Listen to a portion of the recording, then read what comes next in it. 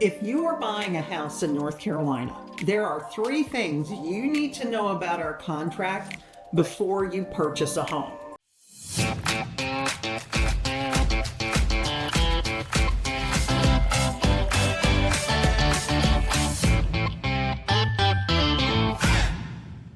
My name is Ann Rudd with LPT Realty, and I have been licensed in 5 different states in my career. And North Carolina, without a doubt, is the most challenging by far. And it has to do with our contracts. So let's get into it and talk about these 3 things you need to know. So number 1, our contract states that the home is sold in as-is condition. North Carolina is an as-is state. And it doesn't mean that you won't have the opportunity to negotiate for repairs, because that's very customary within our transaction. However, it's not a requirement. So if you are working with an agent that says, oh yeah, we'll get that fixed, that's not a given. You have the ability to ask for repairs, and a buyer can ask for almost anything to be repaired. On the flip side of that, the seller can say no to everything. So as you're going through this process of purchasing, understand that repairs are not required. And when you're looking at a home, pay attention. You're not just looking at, granite counters or quartz counters. Look at things like, what does the HVAC, the air conditioning unit, look at like out back?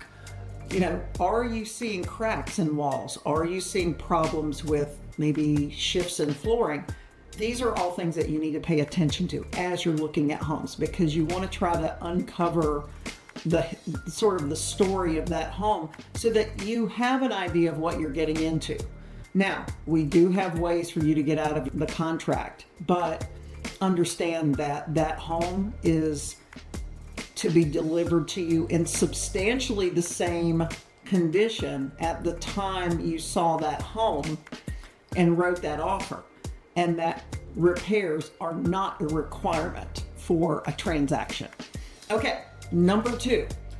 In another video, I've talked about the due diligence fee in North Carolina. It's a confusing little thing that only North Carolina does in this manner, but let's talk about that due diligence fee for a minute.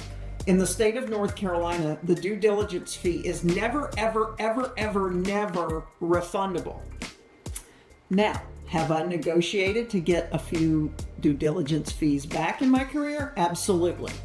But it's typically been when the seller or the seller's agent has been doing something nefarious and they got caught doing it.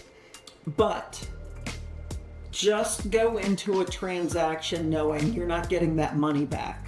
So be aware of that. Don't trust anyone that says, oh yeah, we can get that back for you. No, and the contract states that. So be aware of the non-refundableness of that due diligence fee.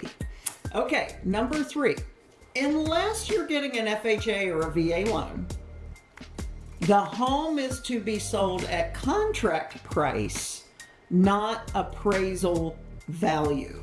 So if you are purchasing a home using a conventional loan, and let's just say you have a contract price of $400,000 and that home appraises for $390, it's not a given to go back to the seller and get that price reduced. Now, is it a good thing to ask? Yes.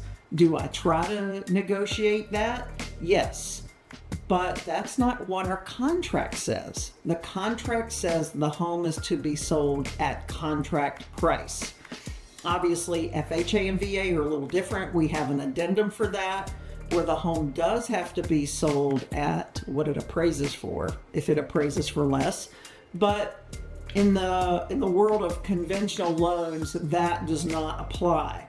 So you have to go with what the contract says. If you're not doing an FHA or VA or have some other addendum written for you that all parties agree on, what you've contracted for is what you're going to pay.